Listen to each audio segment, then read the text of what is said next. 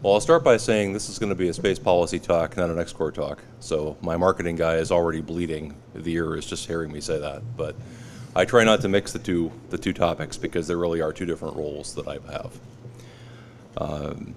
I don't do an awful lot of space policy talks, but it just so happened I did my first one in 2009, just before the Augustine Committee hit. I did my next one a year later at ISDC, and I guess it takes me about a year to work up a good head of steam to say something about space policy, so here I am at ISDC again.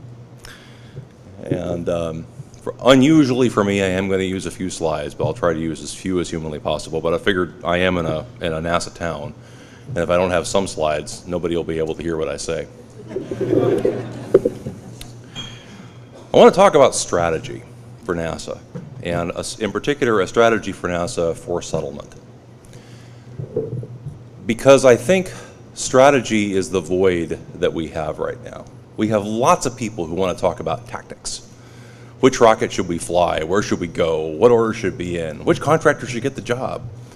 And we have just started, I think, to realize over the last 8 or 10 years that we do have a goal for the National Space Program, and I want to talk about that a little bit.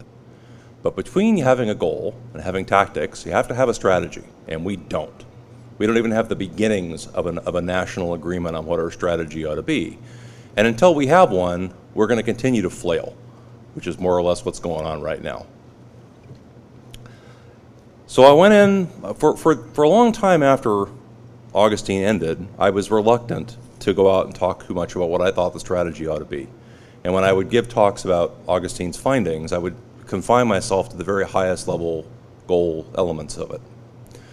And the reason for that silence was that, of course, I had ideas on the subject, but I didn't want to get in front of the national policymakers. You know, I'm just a guy looking in from the outside, and trying to figure out how to make some sense out of national policy is a hard job. And we pay people as taxpayers who have this job full time. You know, they work at NASA, and they're staffers for key Congress people, and they work in the White House. And it's their job to develop a national space policy. I didn't want, the minute they came up with one, I didn't want 10 calls from reporters saying, how come they're not doing what you said they ought to do? But I went into a senior person at NASA that I have a great deal of respect for recently, and I told him that. And he told me he thought that was a mistake. That the national conversation on what our space strategy ought to be wasn't happening. And that it's high time that we start having that conversation. So having said all that, I gotta say, there are multiple right answers to this problem. One of the problems we have in the space advocacy world is that there's a small number of people who are very passionate about the details of space policy. And they're so passionate about it that if you're not in 100% agreement with them, they think you're 100% wrong.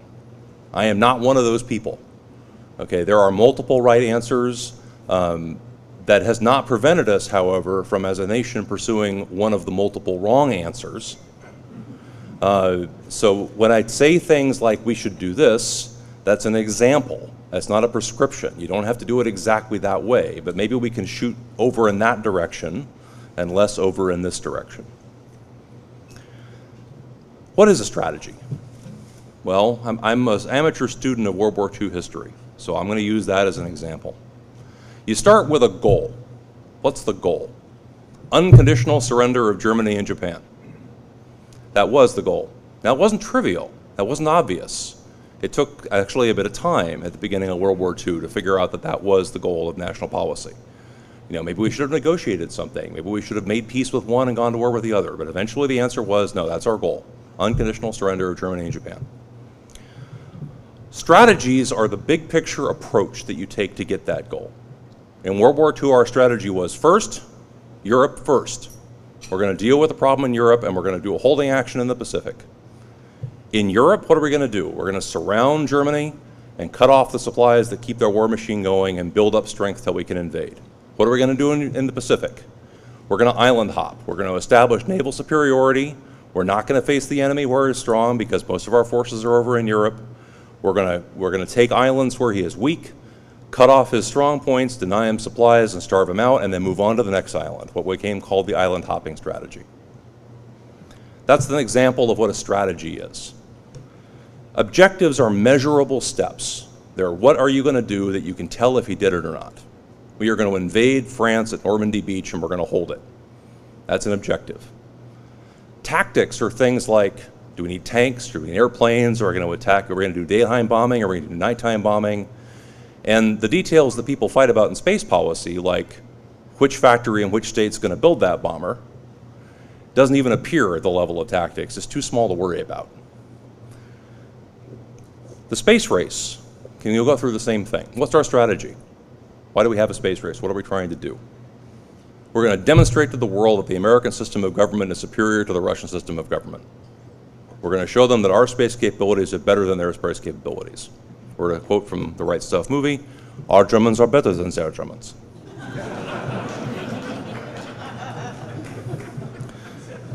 Strategy, what's the strategy in the space race? Okay, we got to pick some objective that we think, even though the Russians might be ahead of us today, that we can beat them to clearly. Something so far out that we can beat them there in spite of them having a lead, and we're going to make that what the space race is about. What's the objective? Put a man on the moon before 1970 and return him safely to the Earth. You know if you did it. It's measurable. Tactics. We're going to have Lunar Orbit Rendezvous, Saturn V program to build the ship to get us there, and we're going to need something in between that became the Gemini program to teach us how to do all the things we need to do to make Apollo work. All right. Now, it may seem, it certainly has seemed to me from time to time, like in the current national space policy, really in all of national space policy since the end of the space race, since the end of the Cold War, we haven't had a goal, let alone a strategy, tactics, objectives. But it's became clear to me in the time I had on the Augustine Committee that we do have a goal. And there is a national consensus among policymakers that we have that goal. But everybody's kind of afraid to say it because they're not sure we can do it. So committee after committee after committee kind of edges up to the thing, and they kind of belly up to the bar and peek over a little bit and say, well, it's kind of like we should be doing settlement. Okay.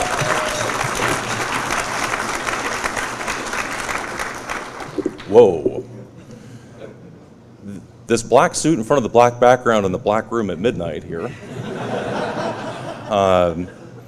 who can no longer see my notes, by the way. Yeah, if you could turn those back on, I'd appreciate it. Don't worry, the slides will be available afterwards, okay? They're just illustrative. But the only reason I even put up the slide is I don't want to read every quote, but I want to provide some documentary evidence to back up my assertion that committee after, for some time now, the national objectives of the United States in space have been identified in things like national space policy documents, findings of presidential commissions, statements by presidential national science advisors, statements by presidents, statements by NASA administrators, that all use different words, and none of them are quite willing to use the S word. But they all come right up to it, and if you know the code, they're all saying the same thing. When Marburger says in the Bush administration that the vision for space exploration is about putting the solar system within the economic sphere of humanity, and President Obama gets up a few years later and says that our goal is the capacity for people to work and learn and operate and live safely beyond the Earth for extended periods of time in ways that are indefinite, we're talking about settlement. It is actually the national policy of the United States that we should settle space, okay?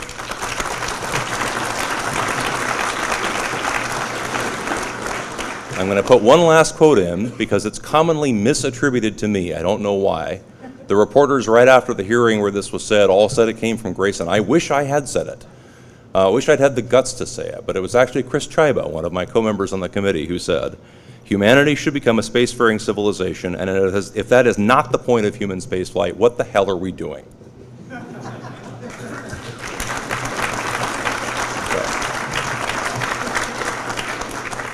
Now here's the bad news, which is why nobody quite wants to talk about it. Okay, so fine. The goal is human settlement of space.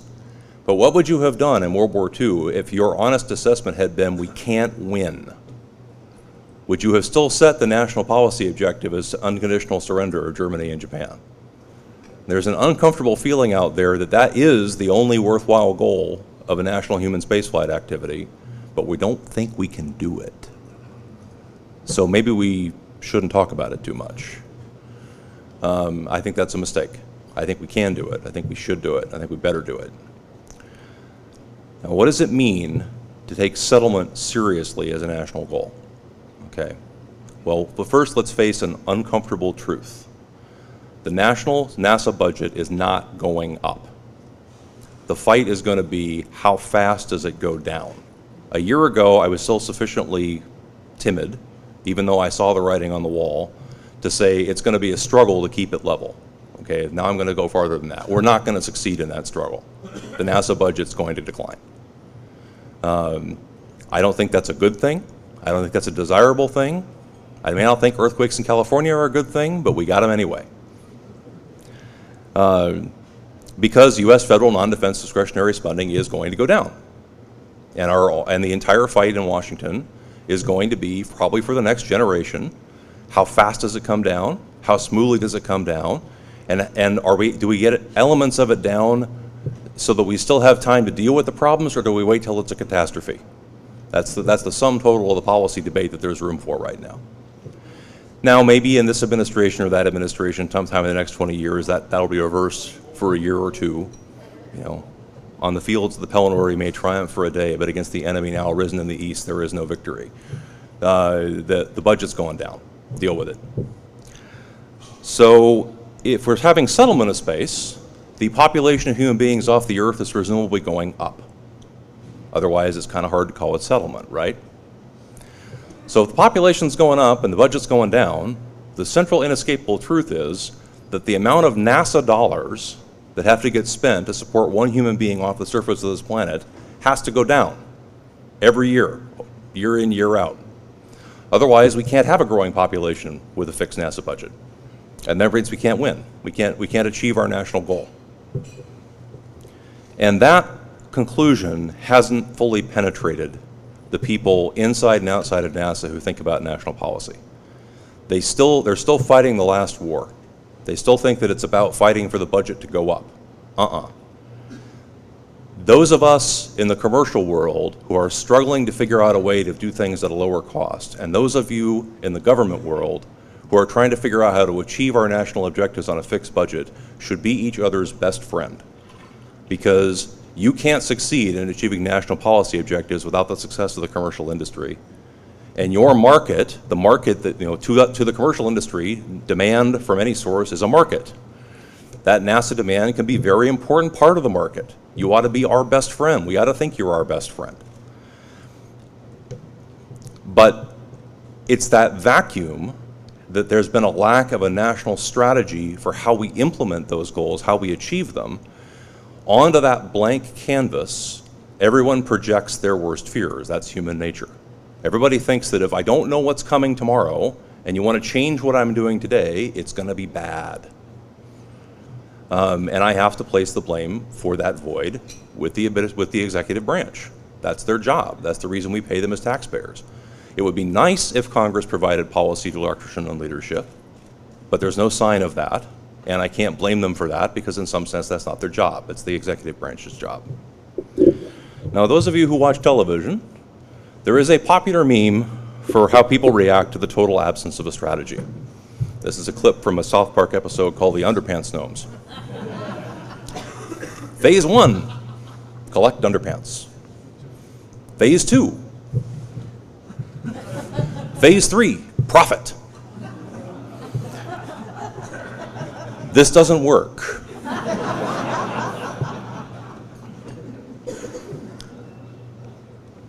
This is the exploration paradigm, as I call it, or the Apollo paradigm. It worked great for the Cold War because we had different objectives. Today our goal is settlement. Phase 1, we're going to put boots on, pick your target. We're going to return to the moon. We're going to go balls out and put people on Mars. We're going to send human beings to a near-Earth object. And then there's going to be settlement.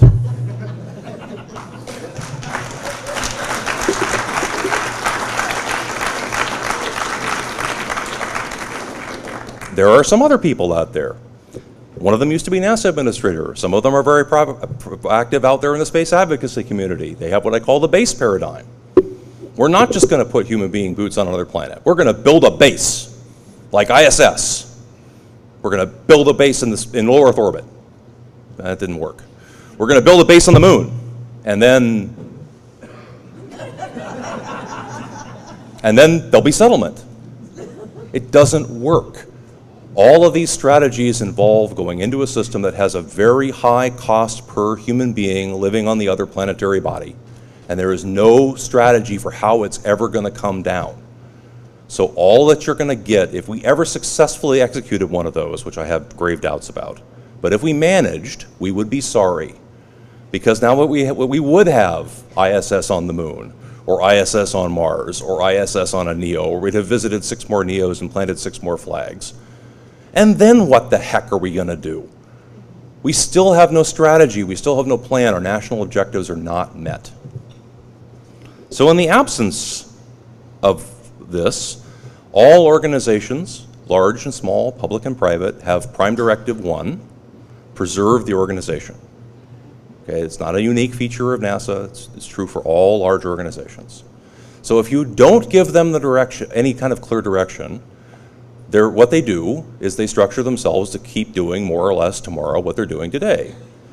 So that leads to what I will very charitably call the industrial base paradigm. Phase 1. Well, we have a fill in the blank. We have a rocket company, we have a spaceship company, we have a NASA center in our district.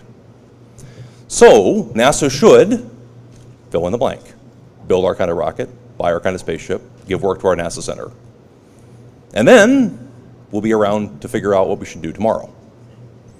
And that is essentially current national policy by default. These don't work. I took all of an hour and made up numbers to make these ever popular NASA sand charts. No, don't go parsing where did I get these numbers from. In the best tradition of the NASA administration under the previous administrator, I just made them up. Okay. But they are qualitatively indicative of the problem. If we go down the strategy we're going today, which is the graph on the left, all of NASA's budget becomes consumed by ISS and by keeping the operating costs of some kind of Senate launch system alive. Those two alone eat the entire NASA human spaceflight budget. You can now have a booster and a capsule, but nothing to do when you get wherever, nor can you have a lander to land on a planetary surface if you should manage to get there. It's barely conceivable that if we go down this strategy, we might eventually manage to visit some low-gravity targets that aren't too far away, like near-Earth objects. I am underwhelmed. If you envision adding money, it doesn't take a ridiculous amount of added money. Depends on how creative you want to get with the acquisition strategy. A couple billion a year. 3 was the number on Augustine, but I think with creative thinking it might be 2. Then you can consider doing something more aggressive and more ambitious. But it only pushes the problem off. Okay, even if the extra $3 billion a year appears and now you can afford to do a lander, then as soon as you want to start to build some kind of facility on the lunar surface, you're right back where you started. The budget crashes. You can't afford to build the new thing without canceling the old thing, and now we are in gap 3. Where we're sitting here going, okay, so we're going to have to cancel ISS and not replace it so we can afford to build ISS on the moon. And then that will take longer than you think, and the public will lose interest. And besides which, we ain't going to get the extra $3 billion a year anyway, so there's no point. It just isn't going to work.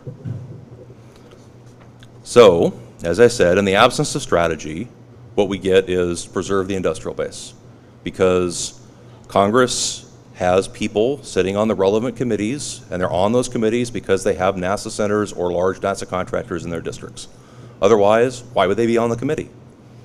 Nobody gets on the committee because they think space is great. They get on the which committee you get on in Congress is a question of how you best serve your constituents. This is just the way the system works. I bear them no ill will for this. What that means is most of Congress either couldn't care less about space, but a surprising number of them do. But they care about space in a sort of a space is neat way. Space is neat, NASA's neat, does good things, we should support it. So that means when policy debates like the one that we're engaging now come along, what happens is people like you go into Congress people's office and say, do this good thing. And then you leave, and they turn to their staffer and they say, what's all that about? And their staffer says, I don't know, but we'll find out. And they find out as they go down to the staffer or the people who work on the subcommittee that worries about space issues. And they tell them what's good for their current constituents because that's their job. So in the absence of a strategy, again, that's why we have to fall by reflexively back to the status quo. And that's why we will until there is a strategy articulated. So I'm going to spit one out.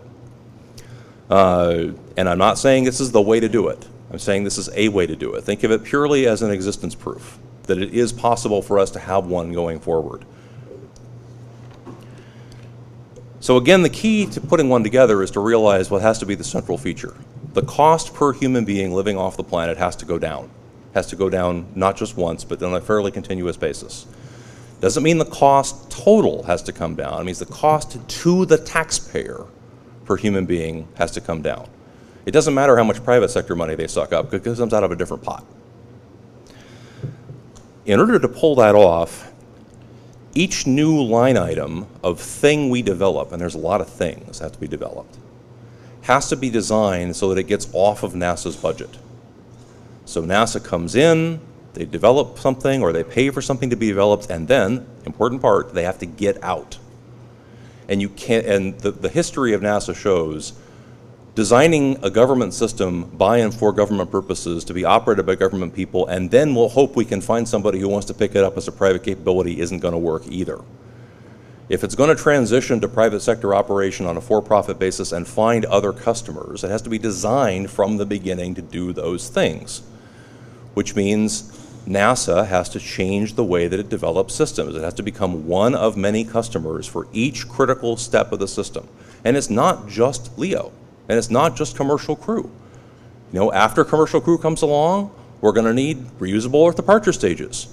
We're going to need reusable planetary landers. We're going to need habitats in space. We're going to need habitats on planetary surfaces. We're going to need a lot of stuff. Every single one of those pieces has to be designed in such a way that it shares its costs and its customer base with the private sector from the beginning, so that when NASA has established human presence on somebody, it can move on to the next one, but it leaves behind it all the suite of capabilities that's necessary to maintain human beings on that planetary surface with a cost structure and an operations cost, that's the critical piece, the annual operations cost, so low that it's credible that other private customers for these things will exist. It also has to develop some key technologies. I've spoken about that in other meetings. It's detailed in the Augustine report. There are technologies we need that we don't have sufficiently mature yet. The private sector is unlikely to pay for them. That's a critical role of government. It's not like NASA doesn't have things to do. The people who claim that if we shift to an exploration regime and a settlement regime in which NASA's role changes, the people who take that and claim that means NASA's role ends are lying. They may be lying because they don't know any better, but in many cases I'm convinced that's not true. Each step forward also has to make a maximum use of in situ resources. You don't colonize or settle a place and then ship everything from the home country. Never worked before, no special reason to expect it's going to work this time. What's crystallized my thinking over the last 2 years about this is that while we don't know, with a capital N, everything we'd like to know, we can now make a pretty reasonable guess that we can get propellant at a bunch of critical places that are interesting. We can get it on the moon. I mean, we know that about as well as we're going to without manned people walking around on the surface. We can get it on Mars, and it looks increasingly likely we can get it on Phobos or Deimos. This begins to suggest what the strategy ought to be, and I call it planet hopping, by direct analogy to the island hopping strategy of the Pacific in World War II. What we got to do is take the planetary destinations in sequence. In each one of them, the purpose of the initial human outpost is not to be there and look cool. It is not to unfurl flags and take pretty pictures. And it is not for the holy grail of science, although we will get all of those things. It's to make gas. Okay, you are miners. You dig stuff up, and you're more likely you repair and operate the robots that dig stuff up and turn it into propellant that you can sell back to NASA to fill up the gas stations that they need so they can move on to the next more interesting place. Again, I'm not saying this is the way to do it. I'm saying this is a way to do it. If you do that, a lot of really interesting things fall out. One of the really interesting things that falls out is that if propellant is treated as a commodity right from the beginning, then you treat it that way in Earth orbit. Instantly, something very interesting happens. If you do an exploration missions on sort of Apollo scale, or Apollo plus a little bit, you develop a market for 250 metric tons a year of propellant in low Earth orbit, which would roughly triple the current American demand for launch. That would have salutary effects on the price of launch immediately, simply because of increasing the volume of production of existing expendable launch vehicles that are currently operating way under capacity. And it would have even more profound effects on the cost of launch in the longer term, because right now the factor that's holding back companies like mine from developing a fully orbital, fully reusable launch vehicle is not technical. It's because it's very difficult to close the business case that says you should do it, because the demand for launch is small and uncertain. If NASA starts buying 250 tons a year of propellant in orbit every year, the market becomes large and predictable. I mean, bankers love large and predictable. It also has the advantage that each new destination we reach and put a permanent presence on lowers the cost by a further multiplier to get to the next destination. So if we cut the cost of launch by a factor of 2 or 3, which is quite credible, by having propellant storage and transfer on Earth orbit, then when the moon comes along and starts exporting propellant up to some place like L1, all of a sudden the cost of going to a NEO or to Mars has dropped by another factor of about 3. And if you start putting propellant on Phobos, and you make your first Mars expeditions go to Phobos or Deimos instead of going to the Martian surface, you can cut the cost of going to Mars surface by a factor of another about 3. This is starting to really add up. I won't bore you with the technical details, but it turns out if you refuel your vehicles on the moon and in L1, and you refuel your vehicles on the Martian surface and on Phobos, you don't need any expendable bits anymore. Everything can be reused. That has further salutary effects on the cost of launch. It's actually easier, crazily enough, to figure out how to design a reusable ship that goes from Mars to Phobos and Mars than it is to design a reusable ship that goes from Earth to Earth orbit and back.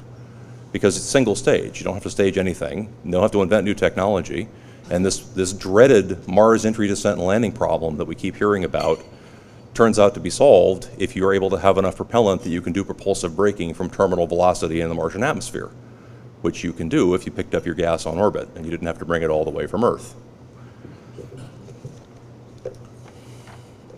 Along the way, we're going to have a couple of pieces like Gemini that we're going to have to demonstrate just because we got to learn how to do them. I mean, it's not all just going to be destination to destination. In particular, there's a couple of nasty problems we haven't solved yet. Clearly, number one on those is cosmic radiation. We don't know enough about galactic cosmic ray hazards, and it's not just on the trip there. It also applies to design of planetary surface habitats and things like that. We have so much uncertainty about it, we aren't even sure it's a problem. We just think it's a problem, but we think it could be a really serious problem. And it's very, very difficult to study on Earth. So we're going to need to put some kind of laboratory facility somewhere outside of Earth's magnetosphere. L1 suggests itself. We've got a gas station that has to go there. Why don't we, whatever company we're going to buy lots of habitat volume from, I'm sure you can all think of at least one, we can park a module there And astronauts can visit it when they're on their way to and from the lunar habitat, and they can stop and drop off one set of lab rats and pick up the next one. And we can learn all the things we need to learn about galactic cosmic ray exposure before we have to send astronauts on a 3-year voyage or a 2-year voyage. We're also going to need, we're not going to go to Phobos, I think. I mean, I know that my colleague, Mr. Zubrin, may well disagree. But I do not think that we're going to do missions that are, less than a light minute from Earth over and over and over again, and then the next thing we do is going to be a 2-year mission. I just don't think it's going to happen that way. I think we're going to do some missions of intermediate length. Well, visiting Phobos is very much like visiting a near-Earth object. It's just farther away. So you got all the same ships, you got all the same capabilities, except it's energetically easier, we can do it earlier, and it's where no man has gone before. I think we should probably knock that off. So I'm all in favor of a manned expedition to a near-Earth object as a tactic, as part of a larger strategy in service of a larger goal, not as an end in itself, not as a stunt. The purpose of Gemini astronauts living for 14 days in a phone booth was not to replicate in space what we do with clowns in VWs, okay? The purpose was, it was a capability we had to prove that we knew how to make human beings stay alive in a spacecraft that long, because that was how long it takes to go to the moon and back. The purpose of going to a NEO is to figure out how to go to Mars and back. If we do it with planning, with forethought, as part of strategy, it makes perfect sense. As a standalone stunt, as a replicate, as a poor man's Apollo, showing that we can go plant flags and footprints, somebody still, as long as there's no gravity there, what's the point? And our national policymakers haven't articulated a point. They haven't explained a point. I'm not sure they know there is a point. So I can't blame the public for not getting the point. Nobody's telling them.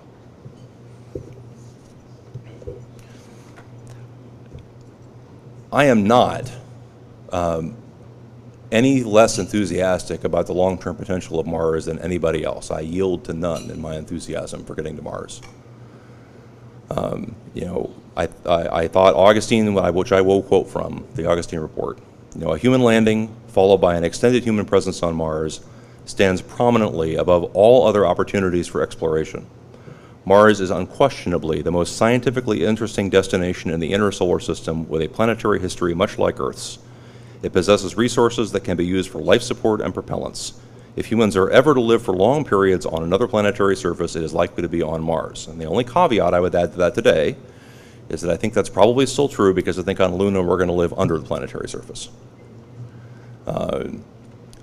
Since this report was written, we've learned enough more about the moon to know that the moon probably can support a mighty civilization of its own. But the radiation environment there is going to be a real problem, so expect to be moles. So I do believe that Mars should continue to be, as the President said in his address, our primary target for human exploration. I just don't think it's our first target for human settlement, because the reason why we're going to do the earlier settlements is to establish the beachheads that are going to make getting to Mars in an economically rational way affordable. I do want to say a few more words about cosmic radiation. It is misrepresented, in my opinion, in many ways.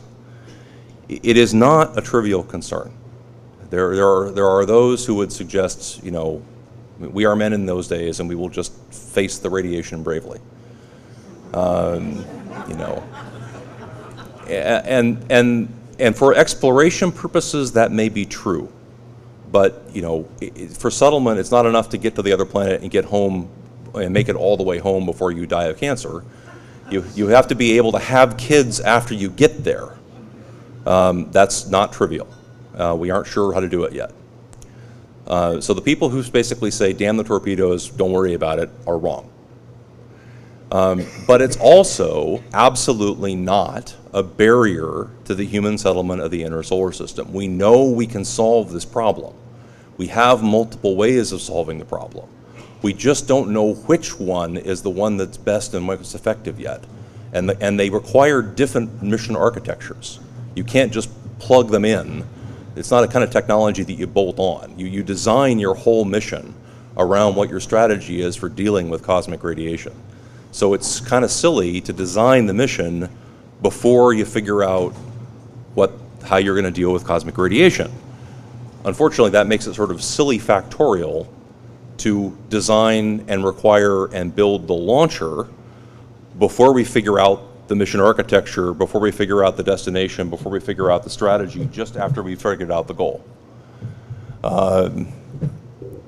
But just to list a couple of them, I mean, it may be that the risk is low enough that we can just live with it when you add certain bioprotective measures that researchers need to develop, and there are serious ideas for how to do that. But you got to have a facility outside the magnetosphere to study it because we can't simulate those effects here on Earth.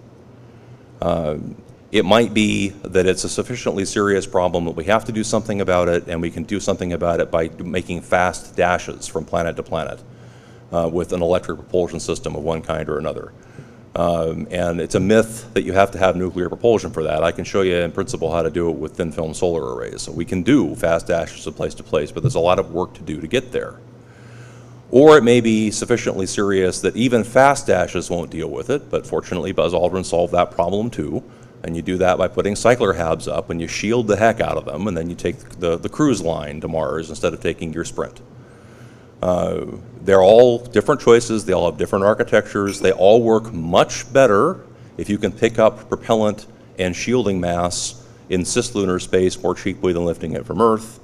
So we don't have to worry about changing our strategy depending on which of these solutions we need, but we are going to need to change our tactics depending on which one of these solutions we need, which is why we're not ready to do that yet. So to be fair, I did a South Park chart for my idea of what a strategy would look like. That's not a joke. The goal is a permanent and expanding population beyond the Earth. The strategy is, for each location, develop the resources and use them to reach the next location. Government purchases should add to commercial markets to stimulate supply. And we have to identify the technology gaps and fill them. And then a possible set of objectives, I won't even descend to the level of tactics, would be we build LEO and L1 facilities to do propellant storage, so any kind of launch vehicle can deliver that propellant. We set up a lunar base, human-tended, so that they can keep the teleoperated robots running for propellant production and export to L1 and then to LEO. We replicate that same trick on Phobos. We set up an outpost on Phobos, and man, I got to tell you, that would be the science mission of a generation if we had people in Mars orbit that could teleoperate rovers in real time on the surface of Mars and pull samples back from every one of those many locations and collect the samples and bring them home. You know, Apollo would become a footnote before we even put the first boots on the surface of Mars. But that's not all they do. They're not just there for science. They're not just there to explore. They're there to make gas. They set up the propellant production. It may take a couple of missions because we have to study the geology of Phobos. And then we set the first footprints on the surface of Mars. After those teleoperated crews have already figured out how to set up the habitats, they've already set up and demonstrated propellant production. You know, the Hilton Mars is waiting for you when you get down. And that makes that mission a heck of a lot cheaper. I won't bore you with the numbers, and anybody can quibble with the numbers. But I will say it's my belief that if we pursued this the right way, we actually could afford to do this all the way out to the first landings on Mars for the kind of budget NASA's getting now. It might even be able to go down a little bit. It'd be better if it didn't. I'm not in favor of decreasing NASA's budget. I'd like to increase NASA's budget. But at this time, our best shot of getting NASA to do something like this is to go to national policymakers and tell them, look, if you don't cut NASA's budget, we can at least stop growing it and still get a great human space program. In the words of Norm Augustine, a space program worthy of a great nation. And I think we should get one. So before I close, let's just think for a moment about what the alternative is. Not just to this strategy, but to having a strategy. Well, the alternative is we'll probably keep doing more or less what we're doing now, which is we're going to build a big rocket, and then we're going to hope a space program shows up to fly on it. And in my opinion, that strategy, the strategy of default, is going to result in the end of the NASA human spaceflight program. Because what will happen then is, as in this time of national tight belts, sooner or later, as the budgets get tighter and tighter, some congressman who doesn't have a NASA center in their district is going to look with covetous eyes on that budget. And people are going to be asking, what have we gotten from NASA in the last 10 years or 15 years or 20 years that's really worth whatever the national priority du jour at that time is? And let's be frank, folks, if we haven't done better in the next 10 years than we've done in the last 10 years, we're going to lose that fight. And NASA's human spaceflight activity will end. And that would be bad for NASA, that would be bad for the nation, and it'd be very bad for the commercial spaceflight sector, because you can't be a market for us if you don't exist. And yet, the reason I chose Huntsville to make these remarks is that this hideous, terrible threat to NASA is largely being done in your name if you live and work in Huntsville. It is to keep you able to do the things that you're used to doing, that your future is being destroyed. So if you think that's a mistake, I encourage you to let your elected representatives know. Because I have the deepest respect for the people I have had the pleasure of working with in NASA. They are good people. Most of them share the dreams that we have. They are not at NASA because they couldn't have cared less if they built rockets or toasters. They're at NASA because they care about this stuff. The overwhelming majority of people I've ever interacted with at NASA are great, good people. If we give them a new task, they will rise to it. It is your elected representatives who seem to lack respect for you because they seem to think that you can only ever do the same thing you've done. I don't buy that. I think you're better than that.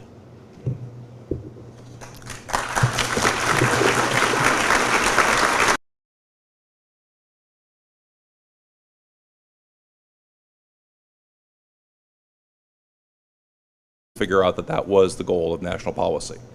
You know, maybe we should have negotiated something. Maybe we should have made peace with one and gone to war with the other. But eventually the answer was, no, that's our goal. Unconditional surrender of Germany and Japan. Strategies are the big picture approach that you take to get that goal. In World War II, our strategy was first, Europe first. We're going to deal with the problem in Europe and we're going to do a holding action in the Pacific. In Europe, what are we going to do? We're going to surround Germany and cut off the supplies that keep their war machine going and build up strength till we can invade. What are we going to do in the Pacific? We're going to island hop. We're going to establish naval superiority. We're not going to face the enemy where he's strong because most of our forces are over in Europe. We're going to take islands where he is weak, cut off his strong points, deny him supplies and starve him out, and then move on to the next island, what became called the island hopping strategy. That's an example of what a strategy is. Objectives are measurable steps. They're what are you going to do that you can tell if he did it or not. We are going to invade France at Normandy Beach and we're going to hold it. That's an objective. Tactics are things like, do we need tanks, do we need airplanes, are we going to attack, are we going to do daytime bombing, are we going to do nighttime bombing? And the details that people fight about in space policy, like which factory in which state's going to build that bomber, is a mistake. That the national conversation on what our space strategy ought to be wasn't happening. And that it's high time that we start having that conversation. So having said all that, I got to say, there are multiple right answers to this problem. One of the problems we have in the space advocacy world is that there's a small number of people who are very passionate about the details of space policy. And they're so passionate about it that if you're not in 100% agreement with them, they think you're 100% wrong. I am not one of those people. Okay, there are multiple right answers. That has not prevented us, however, from as a nation pursuing one of the multiple wrong answers. So when I say things like we should do this, that's an example. That's not a prescription. You don't have to do it exactly that way, but maybe we can shoot over in that direction and less over in this direction. What is a strategy? Well, I'm an amateur student of World War II history, so I'm going to use that as an example. You start with a goal. What's the goal? Unconditional surrender of Germany and Japan. That was the goal. Now, it wasn't trivial. That wasn't obvious. It took actually a bit of time at the beginning of World War II. It doesn't even appear at the level of tactics. It's too small to worry about. The space race. Can you go through the same thing? What's our strategy? Why do we have a space race? What are we trying to do? We're going to demonstrate to the world that the American system of government is superior to the Russian system of government. We're going to show them that our space capabilities are better than their space capabilities. We're going to quote from the Right Stuff movie, "Our Germans are better than their Germans."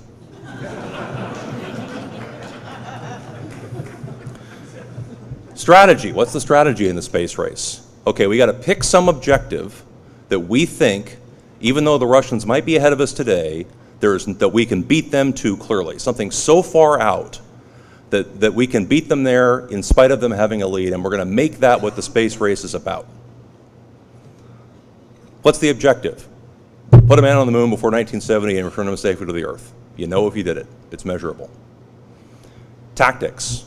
We're going to have Lunar Orbit Rendezvous, Saturn V program to build the ship to get us there, and we're going to need something in between that became the Gemini program to teach us how to do all the things we need to do to make Apollo work. All right.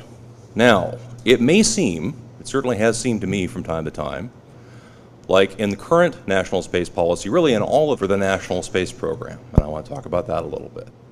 But between having a goal and having tactics, you have to have a strategy, and we don't. We don't even have the beginnings of a national agreement on what our strategy ought to be. And until we have one, we're going to continue to flail, which is more or less what's going on right now. So I went in, for a long time after Augustine ended, I was reluctant to go out and talk too much about what I thought the strategy ought to be. And when I would give talks about Augustine's findings, I would confine myself to the very highest level goal elements of it. And the reason for that silence was that, of course, I had ideas on the subject, but I didn't want to get in front of the national policymakers. You know, I'm just a guy looking in from the outside, and trying to figure out how to make some sense out of national policy is a hard job. And we pay people as taxpayers who have this job full time. You know, they work at NASA, and they're staffers for key Congress people, and they work in the White House. And it's their job to develop a national space policy. I didn't want, the minute they came up with one, I didn't want 10 calls from reporters saying, how come they're not doing what you said they ought to do? But I went into a senior person at NASA that I have a great deal of respect for recently, and I told him that. And he told me he thought that was, well, I'll start by saying this is going to be a space policy talk, not an XCOR talk. So my marketing guy is already bleeding. The ear is just hearing me say that. But I try not to mix the two topics because there really are two different roles that I have. I don't do an awful lot of space policy talks, but it just so happened I did my first one in 2009, just before the Augustine Committee hit. I did my next one a year later at ISDC, and I guess it takes me about a year to work up a good head of steam to say something about space policy, so here I am at ISDC again. And unusually for me, I am going to use a few slides, but I'll try to use as few as humanly possible. But I figured I am in a NASA town, and if I don't have some slides, nobody will be able to hear what I say. I want to talk about strategy for NASA, and in particular, a strategy for NASA for settlement. Because I think strategy is the void that we have right now. We have lots of people who want to talk about tactics. Which rocket should we fly? Where should we go? What order should be in? Which contractor should get the job? And we have just started, I think, to realize over the last 8 or 10 years that we do have a goal